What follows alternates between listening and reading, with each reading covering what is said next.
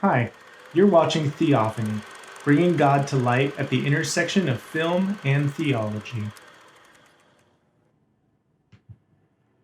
Today, I want to talk about one of the most divisive films of the last decade, Star Wars Episode 8: The Last Jedi, and why I love it as a Christian. Now, I want to clarify a couple things right off the bat. First, I'm not saying that all Christians should like this movie, that only Christians should like this movie, or that liking it makes you any more or less a Christian. My experience of the film and how it intersects with my faith contributes to my loving it, and maybe it will for you too. But secondly, I also want to say that I really love this film for other reasons too. I love how good the cinematography is. I love that it's not afraid to challenge its characters and take Star Wars into some new directions. And I love that it makes really interesting filmmaking choices, like having an entire fourth act after what you already thought was the climax of the film. But I also understand that a lot of people don't like it, and that's okay. I mean, I think they're wrong, but it's okay. If you happen to be someone who didn't like it, maybe I can help you reconsider. Or if you're watching this and you do like The Last Jedi, congratulations, and maybe you'll appreciate it in a new way. In this two-part series, I'm going to highlight the two aspects of the movie that its critics are most vocal about, and why I still like them and appreciate them from a theological standpoint.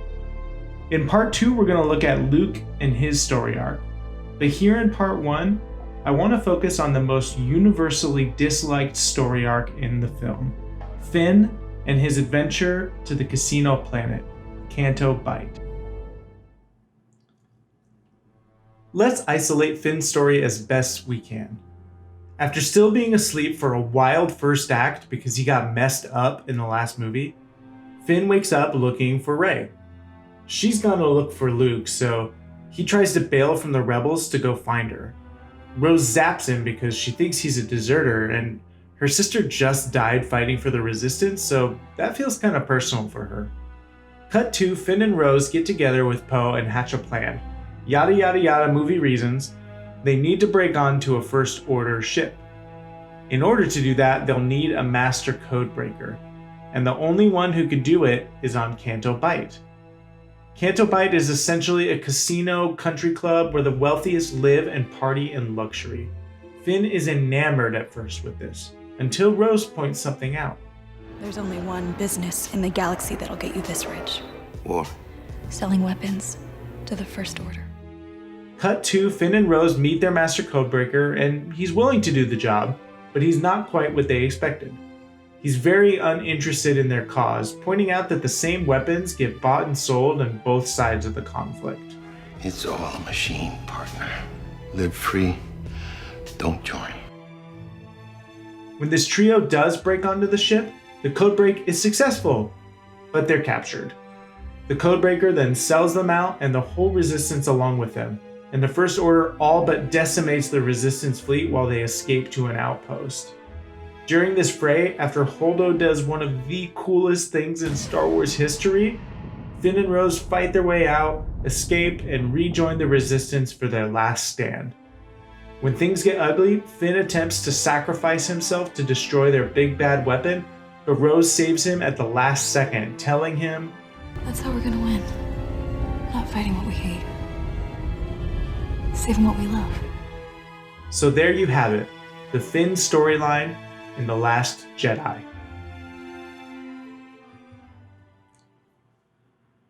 Okay, so when I say I appreciate this from a Christian perspective, I still recognize that this is the weakest and most overly complicated character arc in the movie. But I do think that it makes a lot of sense for his character, and the themes the movie is exploring. To understand Finn's character arc, you have to remember that in The Force Awakens, Finn wasn't really that heroic. You with the Resistance? What? No. It's easy to forget, but in the middle of that film, he tries to desert the Resistance, but he can't because the First Order attacks and takes Rey. Where's Rey? Everything Finn does for the rest of that movie is not because he cares about the cause. He only cares about Rey. So when he wakes up in this movie and says, "Where's Ray?" it's because that's still all he cares about.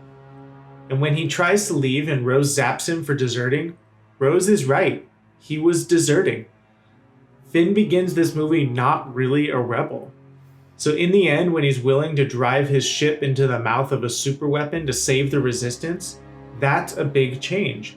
It's a completed character arc. So to get him from point A to point B, the film has to do a lot of work. First, it pairs him with Rose. A great way to establish and move a character is by pairing them with someone they contrast with. Finn doesn't care about the cause, he only cares about his friend. Rose, on the other hand, just lost her closest friend, her sister, to the cause.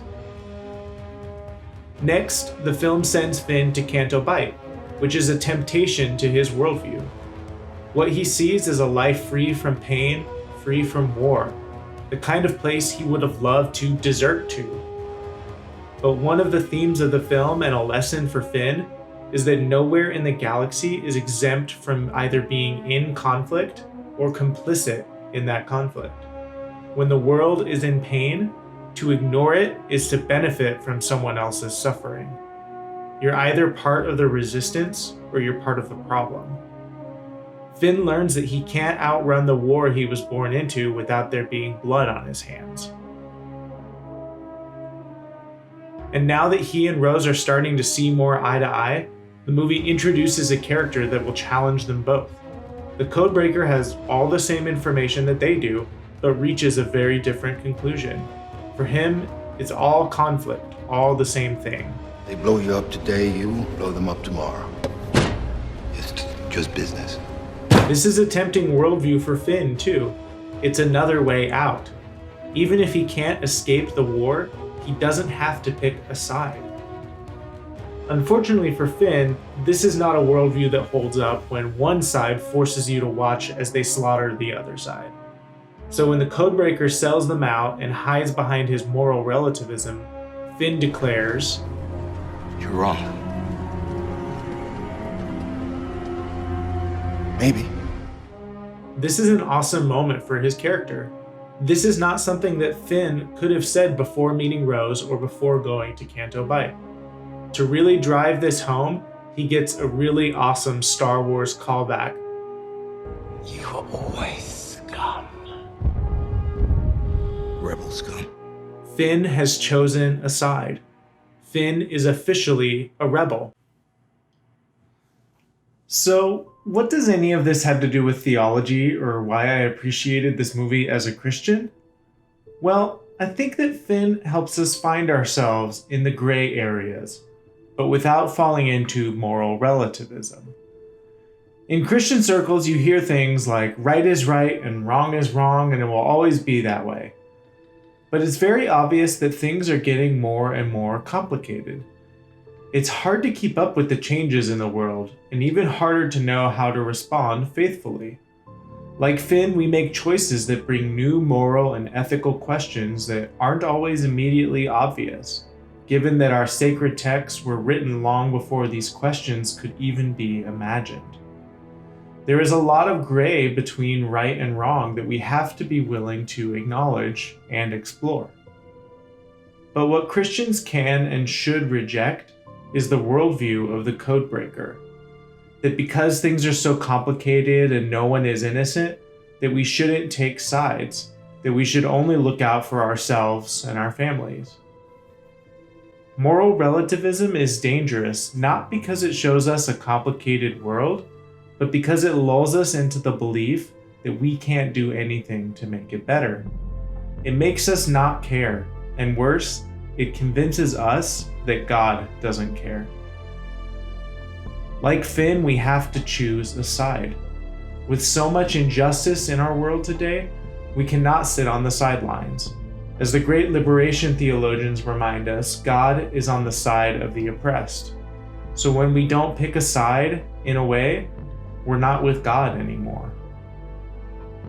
Finn's storyline in The Last Jedi, imperfect as it may be, reminds me that in a tumultuous galaxy, there are a lot of morally gray areas, and it's easy to want to escape, to ignore, and to reason my way out of it.